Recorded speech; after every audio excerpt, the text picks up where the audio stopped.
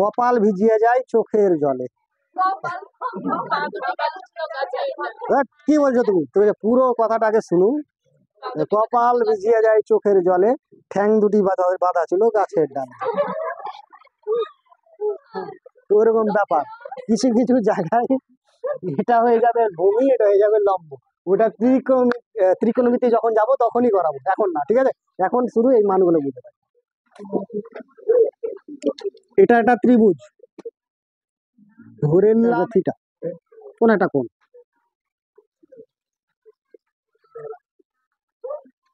এদিকে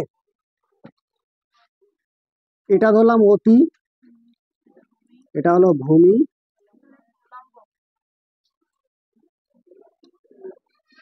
আর এটা হলো লম্ব।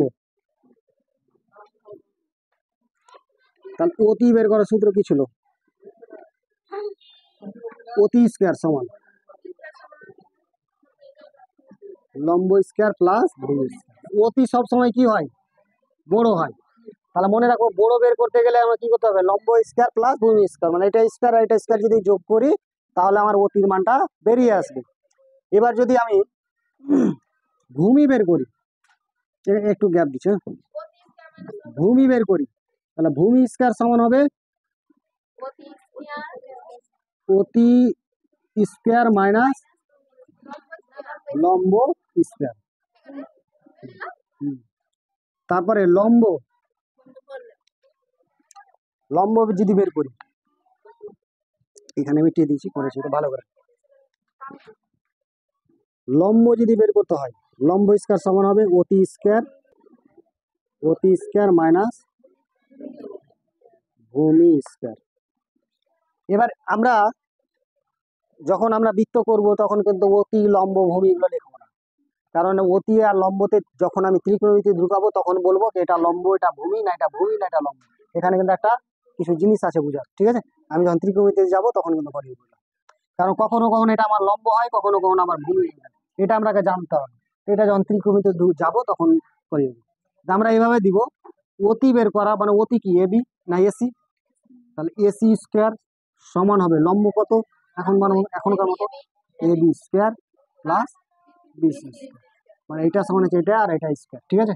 পরে ক্ষেত্রে কি হবে? এটা যদি স্কয়ার উঠে তাহলে এটা কত আসবে? রুট। তাহলে আমরা এটা একবার দিয়ে দিতে পারি, এসি সমান হচ্ছে রুট আবার AB square plus BC square. তার মানে এসি যদি বের করে, অতি বের করতে বলে, মানে এটা যদি বের করতে বলে, বৃত্তের ব্যাসার্ধ এটা সবসময় হয়, হবে না? তাহলে বৃত্তের ব্যাসার্ধ বের করতে গেলে কি করবো? এসি সমান হচ্ছে, নাম যদি অন্য থাকে তো এ বি থাকে এখানে, তাহলে এ বি হবে এখানে, বুঝা গেল? তাহলে এইটা সূত্র পড়বে। ক্লিয়ার? বোঝা গেল না? তারপরে এখানে যদি ভূমি হয় তাহলে ভূমি কত আছে? বিসি স্কয়ার সমান কত হবে? AC square minus AB square. যদি এখানে স্কয়ার উঠে তাহলে এটা কত হবে? রুট হয়ে গেল। বোঝা গেল? হ্যাঁ, অতিটা বৃত্তের ব্যাসার্ধ মতন কাজ করবে, এই যে টেড়া হয়ে থাকে, এটা বৃত্তের ব্যাসার্ধ। আর এটা যেটা করবে সেটা লম্বটা বেশিরভাগ এটা হলো এটার মতন কাজ করবে, আর এটা হলো জ্যায়ের অর্ধেক কাজ করবে। বুঝা গেল? কোনো কোনো ক্ষেত্রে এটা এটার কাজ করবে, এটা এটার কাজ করবে, মানে এটা উল্টা পাল্টা থাকে, ঠিক আছে? লম্ব আর ভূমি এটা একটু কনফিউজ আছে, মানে একটা কাঞ্চন একটা ডায়লগ মেরেছিল, কপাল ভিজিয়ে যায় চোখের জলে। কি বলছো তুমি? তুমি পুরো কথাটা আগে শুনো। কপাল ভিজিয়ে যায় চোখের জলে, ঠ্যাং দুটি বাঁধা ছিল গাছের ডালে। ওরকম ব্যাপার। কিছু কিছু জায়গায় এটা হয়ে যাবে ভূমি, এটা হয়ে যাবে লম্ব। ওটা ত্রিকোণমিতি যখন যাব তখনই করাবো, এখন না, ঠিক আছে?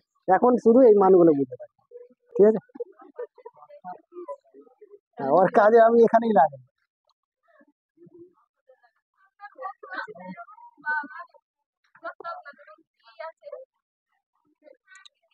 তোরা তো আমাকে কনফিউজ করিস না, আমরা স্যারকে কনফিউজ করে দিই। অঙ্ক বুঝাতে যেয়ে তাই সরল সম্পর্ক ব্যস্ত সম্পর্ক বুঝাচ্ছিলাম, মনে পড়লো কথাটা। সরল সম্পর্ক ব্যস্ত সম্পর্ক যখন করাছিলাম তোদেরকে বুঝিয়েছি সবাইকে। বলছে কি 3টা মেয়ে, ঠিক আছে, মানে বলে যে 3টা মেয়ে একটা কাজ করতে 2 ঘন্টা সময় লাগে। এবার 3টা মেয়ে না, মেয়ের সংখ্যা বাড়িয়ে দিল, ঠিক আছে? 5টা মেয়ে যদি কাজ করে কতক্ষণ সময় লাগবে? 5টা মেয়ে, একটা ছেলে বলছে কি স্যার এরা সারাদিনও শেষ করতে পারবে না স্যার। কে রে সবটি গল্প লাগিয়ে দিবে স্যার। যে দুটা মেয়ে যেটুকু কাজ করবে, বেশি মেয়ে লাগিয়ে দিলে সবটি গল্প লাগিয়ে দিবে। বলছে, ভাই বাবু এটা অঙ্ক চলছে, তো অঙ্ক চললো স্যার, এরা কাজ করতে পারবে না, আপনি ছেলে উদাহরণ দেন না স্যার।